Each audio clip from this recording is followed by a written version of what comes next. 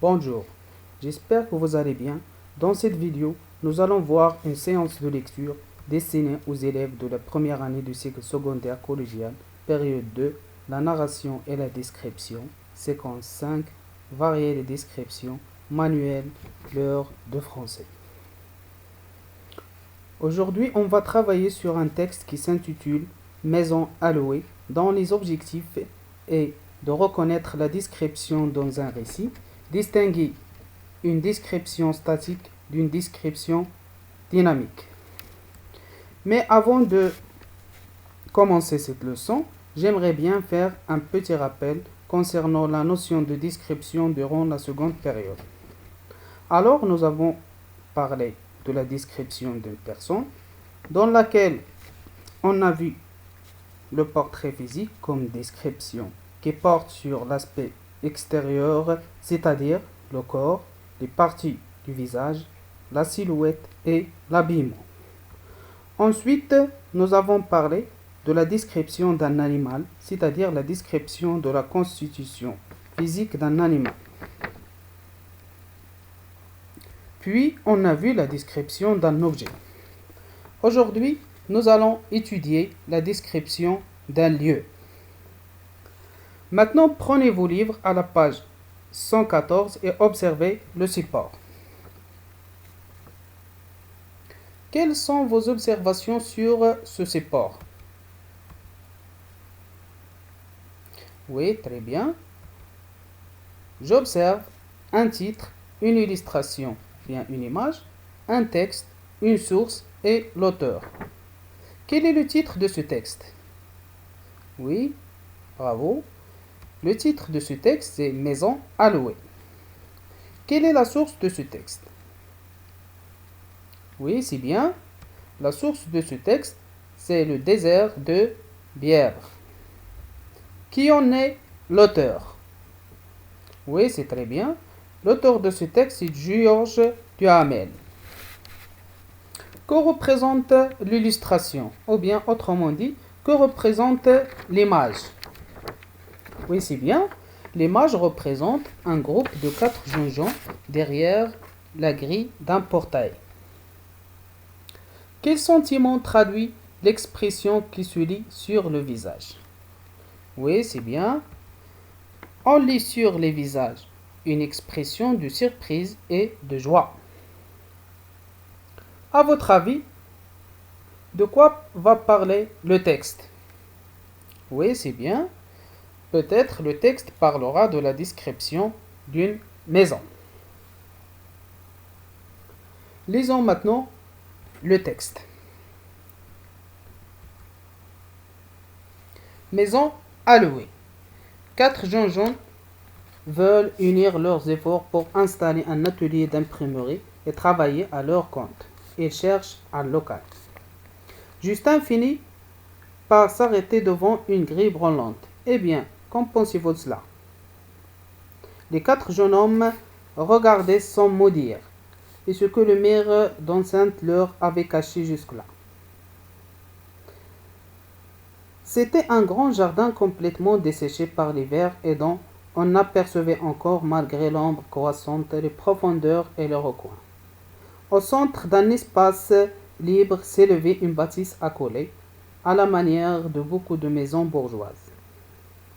Au siècle dernier, à 2 ailes basses surmontées par les terrasses à balustrade, la maison semblait spacieuse et montrait de nombreuses fenêtres. Elle était encadrée par 2 arbres que la lune faisait paraître gigantesques. Plus loin dans la région basse du parc, Meroatello, dormante d'une mare ou d'un bassin, les persiennes de la maison étaient closes, sauf l'une d'entre elles qui pendait à demi arrachée et qu'un souffle d'air fait claquer faiblement. Le crépi du mirail, autrefois rose, était les sur de grandes surfaces. D'entre les branches, un couple d'oiseaux noirs prit soudain l'essor en criant. Puis le silence retomba parfait, définitif, et les 4 jeunes gens, le visage à la grille, demeurèrent là sans parler. Un long moment pendant lequel un vol de pluie glacée traversa la plaine et les allouait encore. Finit par dire Justin. Il ajouta d'une voix très basse, c'est toujours une maison comme celle-ci que j'ai vue dans mes rêves. Maintenant, je vais vous poser quelques questions pour vérifier votre compréhension du texte. Qui sont les personnages de ce texte? Oui, c'est bien. Les personnages de ce texte sont les 4 jeunes hommes. Où sont-ils? Ils sont devant un grand jardin. Que cherchent-ils? Oui, bravo. Ils cherchent un local. De quelle saison de l'année s'agit-il? Oui, c'est bien. Il s'agit de la saison d'hiver. Maintenant, passerons pour répondre aux questions de la rubrique « Je développe ». Première question. Qu'est-ce qui prédomine dans ce texte? La narration ou la description? Autrement dit, qu'est-ce qui domine dans ce texte? Est-ce que la narration ou bien la description? Oui, c'est bien, c'est la description parce que presque tout le texte est décrit. Deuxième question. Entoure les éléments agréables et les éléments désagréables notés par les jeunes gens. Oui.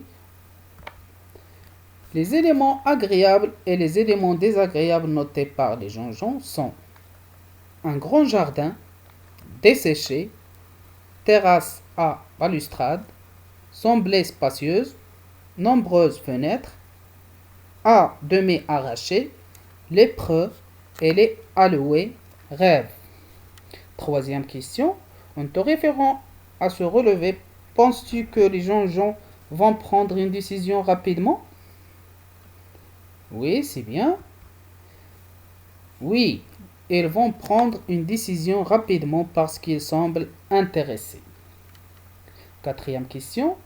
Relève l'indication qui laisse deviner la décision des 4 jeunes gens. Oui, bravo.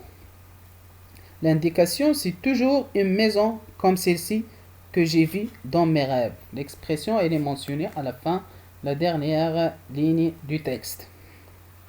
Cinquièmement, est-ce que cette description statique ou bien dynamique? Oui, c'est bien. C'est une description statique. Pourquoi? Parce que celui qui décrit ne se déplace pas. Il reste stable, il ne bouge pas. Par contre, la description dynamique, celui qui décrit, elle se déplace. Synthèse, je retiens. Dans un récit, la narration des faits